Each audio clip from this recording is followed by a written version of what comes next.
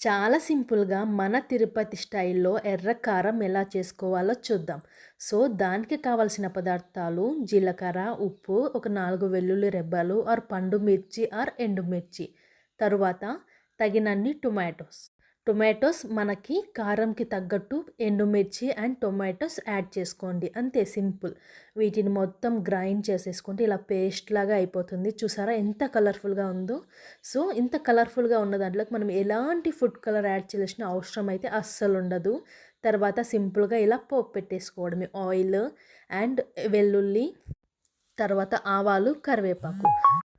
ఇలా పోపు పెట్టేసుకొని బాగా కుక్ చేయాలి. ఎలా కుక్ చేయాలంటే, ఫర్ సపోజ్ మనం తీసుకున్న ఒక మిక్సీ జార్‌లో ఫుల్‌గా పల్ప్ వచ్చిందనుకోండి. సో, అది 50% అయిపోవాలి. అంతవరకు బాయిల్ చేయాలి. లో flame to high flame adjust చేసుకొని బాయిల్ చేసుకోవాలి. ఎందుకంటే టేస్ట్ అన్నది అప్పుడే చాలా బావుంటుంది. స్పైసీగా ఎగ్ కారం దోస, ప్లెయిన్ కారం దోస సర్వింగ్‌కి కూడా చాలా పర్ఫెక్ట్‌గా ఉంటుంది. సో, ఒక్కసారి ట్రై చేయండి. మీకు నచ్చితే ఇంకోసారి కూడా మీకు మీరే చేసుకోగలుగుతారు. ఇంకోటేంటంటే ఇప్పుడు ఎర్ర కారం దోస ఒక్కొక్క సైడ్ ఒక్కొక్కలా చేస్తారు. కొంతమంది చింతపండు యాడ్ చేస్తారు పచ్చిమిర్చి వాటెవర్.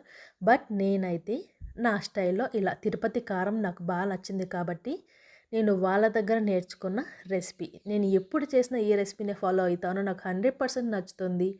అండ్ ఇంట్లో వాళ్ళకి కూడా చాలా నచ్చుతుంది. అందుకు మీతో షేర్ చేసుకుంటున్నాను. తరువాత ఇప్పుడు మా పాప కోసం క్యారమిల్ దోస అయితే నేను రెడీ చేస్తున్నాను. క్యారమిల్ దోస ఏంటి అనుకుంటున్నారా? ఏం లేదు. ఒక దోసని ఇలా స్ప్రెడ్ చేసేసి 2 సైడ్స్ కాల్చుకోవాలి. తరువాత తగినంత షుగర్ అంటే చక్కెర యాడ్ చేసుకొని దాన్ని ఇలా రివర్స్ చేయాల్సిన అవసరం లేదు. దోస చుట్టూ స్ప్రెడ్ చేసుకొని దోసని ఫోల్డ్ చేసి ఒక 2 మినిట్స్ హాఫ్ మినిట్ ఇలా టోస్ట్ చేసుకుంటే సింపుల్‌గా ఉండే క్యారమిల్ దోస అయితే రెడీ అయిపోతుంది. చూసారా ఎంత బాగుంటుందో కదా! చిన్న పిల్లలకైతే ఫేవరెట్ దోస కూడా అయిపోతుంది. ఇంకోటి ఏంటంటే మన తిరుపతి స్టైల్ కారం దోస వేసేద్దామా? సో, అంతే ఇంకొచ్చేసేయండి. దోస అయితే చాలా పల్చగా వేసుకోవాలి. అంటే ప్యాన్‌కి ఒక 90% అయితే దోసే స్ప్రెడ్ అయిపోవాలి.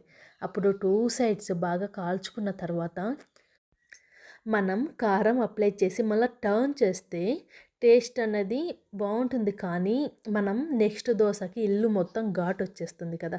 సో, నేను ఇలా ఫస్ట్ దోస వేసి ఇలా టర్న్ చేసుకొని తరువాత నేను ఇంకా ఓకే ఇంకా సర్వ్ చేసుకోవాలి అనుకున్నప్పుడు మాత్రమే నేను కారం స్ప్రెడ్ చేసి అలాగే తీసేసుకుంటాను.